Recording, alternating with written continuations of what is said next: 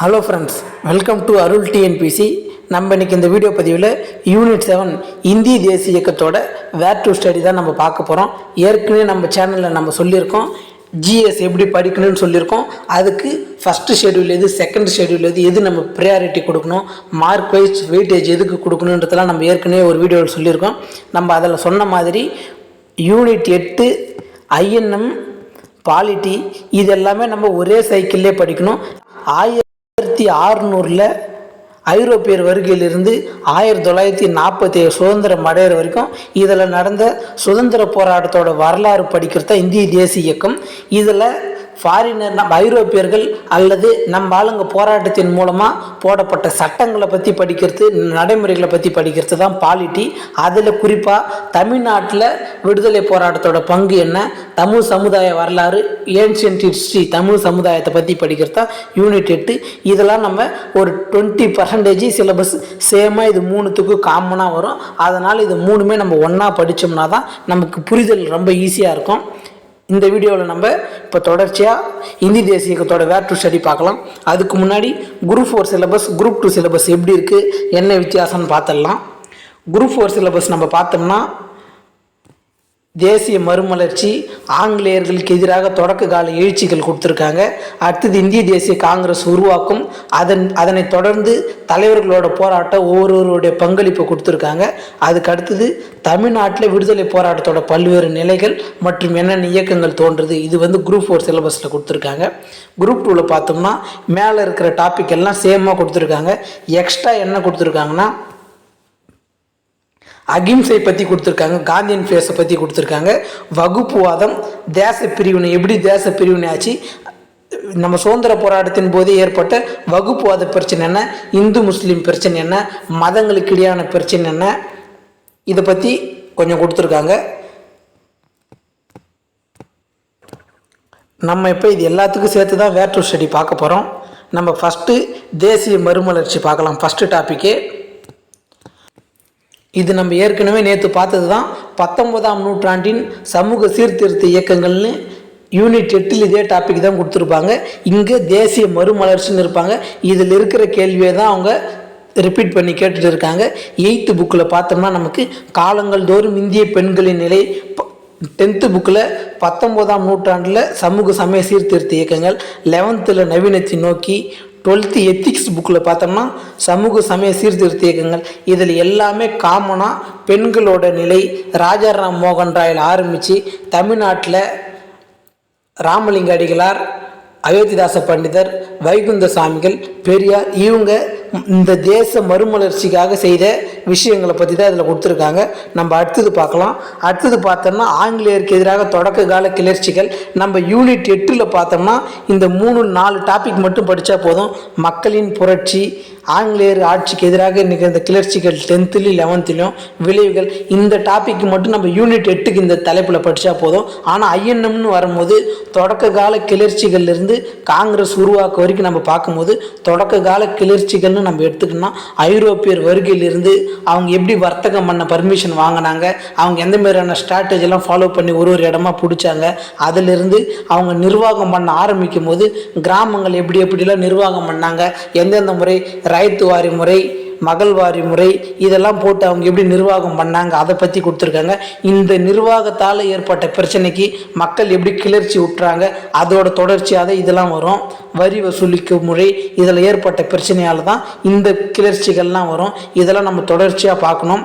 அதுக்கு அடுத்தது பார்த்தோம்னா தமிழ்நாட்டில் நடந்த கிளர்ச்சிகள் இல்லாமல் இந்திய அளவில் நடந்த கிளர்ச்சிகள். தமிழ்நாட்டில் எடுத்துக்கணும்னா பூலித்தேவரில் ஆரம்பித்து தீரன் சின்னமலை வரைக்கும் முடித்து அடுத்தது 1806 வேலூர் புரட்சியில் முடிப்பாங்க தமிழ்நாட்டோட கிளர்ச்சி. இங்கே நம்ம பார்த்தோம்னா கோல் கிளர்ச்சி, சாந்தால் கிளர்ச்சி, அப்படி ஆரம்பித்து மலபால் கிளர்ச்சி, இப்படி 1857 பெருங்கழகத்தில் இதில் முடிப்பாங்க. இந்த பெருங்கழகம் 1857 முடிஞ்சவொன்னே தான் பிரிட்டிஷ் ஆட்சி முடிஞ்சு இங்கிலாந்து ஆட்சி ராணியோட கண்ட்ரோலில் இந்தியா போனதுக்கப்புறம் தான் 1885 இந்திய தேசிய காங்கிரஸ் தொடங்குவாங்க. ராணி கண்ட்ரோலுக்கு 1858 போவோம். இதுக்கு ஒரு பேரறிக்கை போட்டு அதன் மூலமாக எடுப்பாங்க. அது எல்லாம் தொடர்ச்சியாக நம்ம படிக்கணும். அதுக்கு தான் இந்த வேர் டு ஸ்டடி நான் ஒரு ஆர்டர் ஃப்ளோவில் கொடுத்துருக்கேன். அடுத்தது நம்ம பார்த்தோம்னா காங்கிரஸ் கட்சி 1885 உருவாகுது. அதற்கு பின்னாடி அதில் தலைவர்களோட பங்களிப்பு என்ன, சுதந்திர போராட்டத்திற்காக பல்வேறு இயக்கங்கள் ஆரம்பித்து பல்வேறு தலைவர்கள் எந்த மாதிரியான பத்திரிகை புரட்சி எந்த மாதிரி பண்ணாங்க, விடுதலை இயக்கங்கள் அரசியல் இயக்கங்கள்லாம் எந்த மாதிரி எடுத்துகிட்டு போனாங்க, அதை பற்றிலாம் அதில் கொடுத்துருக்காங்க. இந்தியாவில் தேசியத்தின் எழுச்சி இதில் நம்ம பார்த்தோம்னா கோபாலகிருஷ்ண கோகலே, தாதாபாய் நவ்ரோஜி இவங்களை பற்றிலாம் கொடுப்பாங்க. அடுத்தது பார்த்தோம்னா இந்திய விடுதலை போரில் முதல் உலகப் போரின் தாக்கம் இதில் அன்னி பெசன்ட் அம்மையாரை பற்றி தொழிலாளர் இயக்கங்களை பற்றிலாம் கொடுத்துருப்பாங்க. அடுத்தது தீவிர தேசியவாதத்தின் எழுச்சியும் சுதேச இயக்கம் பார்த்தோம்னா வங்காளத்தில் பிபின் சந்திரபால், மராட்டியரில் திலகர், அடுத்தது பார்த்தோன்னா பஞ்சாபில் லாலா லஜபதி ராய். இந்த தலைவர்களுக்கு மத்தியில் சுதேசி இயக்கம் எப்படி வந்தது, 1905 வங்கை பிரிவினை மூலம் சுதேசி இயக்கம் எப்படி வந்தது. இதில் யூனிட் 8க்கு தேவையான கண்டென்ட் தமிழ்நாட்டு கண்டென்ட் இருக்குது. இதுலேயுமே உலக போரின் தாக்கத்திலுமே 1918 தொடங்கப்பட்ட தமிழ்நாட்டு தொழிலாளர் இயக்கம் பற்றியும் இதில் இருக்குது. இதில் எல்லாத்துலேயுமே யூனிட் 8 கண்டென்ட் இருக்குது. ஐஎன்எம் கண்டென்ட்டு கொஞ்சம் கொஞ்சம் இருக்குது. நம்ம அதை செப்பரேட் பண்ணி பிரித்து பார்க்கணும். இது நம்ம தனியாக நம்ம டெஸ்ட் பேட்ச் பொங்கலுக்கு அப்புறம் கொடுக்கும்போது இதை நம்ம கொஞ்சம் தெளிவாக பார்க்கலாம். அடுத்தது நம்ம பார்த்தோம்னா தமிழகத்தில் விடுதலை போராட்டம், இதில் முக்கியமான தலைவர்கள் பற்றிலாம் கண்டென்ட் வரும். அதுக்கு அடுத்தது பார்த்தோம்னா இதில் பார்த்தோம்னா ராஜாஜி, திருவிகா, பெரியார் இவங்களை பற்றிலாம் அதிகமாக இருக்கும். திருப்பூர் குமரன், வஉசி இவங்களை பற்றிலாம் இருக்கும். அடுத்தது சமூக சீர்திருத்த மாற்றங்களில் பார்த்தோம்னா பெரியார், அண்ணா இவங்களை பற்றி இருக்கும். அதுக்கு அடுத்தது பார்த்தோம்னா அகிம்சை முறையின் வளர்ச்சின்னு வந்துட்டா நமக்கு காந்திய காலகட்டம் தான் நமக்கு முக்கியம்.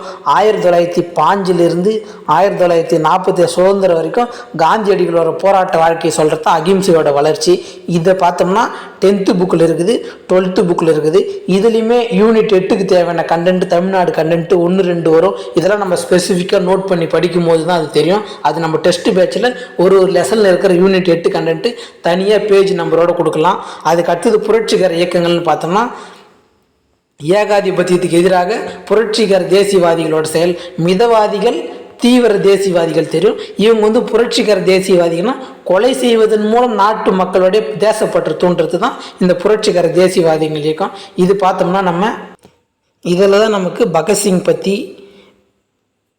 பகத்சிங் ஆரம்பிக்கப்பட்ட அவருடைய புரட்சிகர இயக்கங்கள் என்ன, மீரட் சதி வழக்கு, ககோரி சதி வழக்கு உள்ளிட்ட 5 சதி வழக்குகளை பற்றி பார்க்கலாம். தொழிலாளர் இயக்கங்களை எப்படி தேசிய இயக்கத்தை எந்த அளவுக்கு ஃபாரினர் முடக்கினாங்க இதை பற்றி இதில் பார்க்கலாம். அதுக்கு அடுத்தது வகுப்புவாதம், தேச பிரிவினையில் தேசியவாத அரசியலில் வகுப்புவாதம், முஸ்லீம் லீக் கட்சி பற்றி படிக்கலாம், இந்து மகா சபை பற்றி படிக்கலாம். இதெல்லாம் இந்து முஸ்லீம் பிரச்சனை, இது எல்லாமே இதில் வரும். அதுக்கு அடுத்தது லாஸ்ட்டாக நம்ம பார்த்தோம்னா இந்திய தேசிய இயக்கத்தோட இறுதி காலகட்டம், மவுண்ட் பேட்டன் பிரபு வந்ததுலேருந்து இந்தியா சுதந்திரம் அடைகிற வரைக்கும் இருக்கிற வரலாறு முக்கியமான பகுதியெலாம் இதில் கொடுத்துருப்பாங்க. அடுத்து விடுதலை போராட்டத்தின் பங்குன்னு பார்த்தோம்னா நமக்கு 10th தமிழ்நாட்டில் விடுதலை போராட்டம், இதில் சுதேசி இயக்கம் மட்டும் பார்த்தா போதும். இதில் சங்கங்கள் உருவாதலை பற்றி கொடுத்துருப்பாங்க. சென்னை மகாஜன சபை, மெட்ராஸ் நேட்டிவ் அசோசியேஷன் அதை பற்றிலாம் கொடுத்துருப்பாங்க. இதில் 10th ஓல்டு புக்கில் இந்த லெசனும் 11th ஓல்டு புக்கில் தமிழ்நாட்டின் 12th ஓல்டு புக்கில் தமிழ்நாட்டின் பங்கும் பார்த்தோம்னா சில முக்கியமான தலைவர்கள் பற்றிலாம் அதில் குறிப்பு இருக்குது. அதனால் இந்த டேர்ம்லாம் நமக்கு ரொம்ப முக்கியமானதாக இருக்குது. ஓகே ஃப்ரெண்ட்ஸ், இப்போ நம்ம ஐஎன்எம்மில் மினிமம் 5 கேள்வி, மேக்ஸிமம் 7 கேள்வி வரைக்கும் கேட்குறாங்க.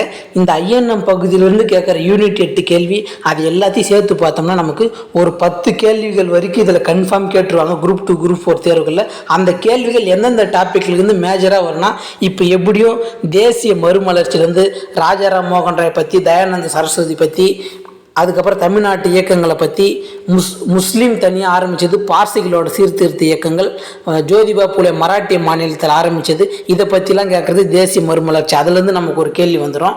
மினிமம் ஒரு கேள்வியாகவே நம்ம வச்சு பார்த்தோம்னா கூட டாப்பிக்கில் ஆங்கிலேயருக்கு எதிராக தொடக்க கால கிளர்ச்சிகள் நம்ம பார்த்தோம்னா பூலித்தேவர்லேருந்து, வேலு நாச்சியார்லேருந்து, கட்டபொம்மன்லேருந்து அதில் குறைந்தபட்சம் ஒரு கேள்வி கேட்பாங்க.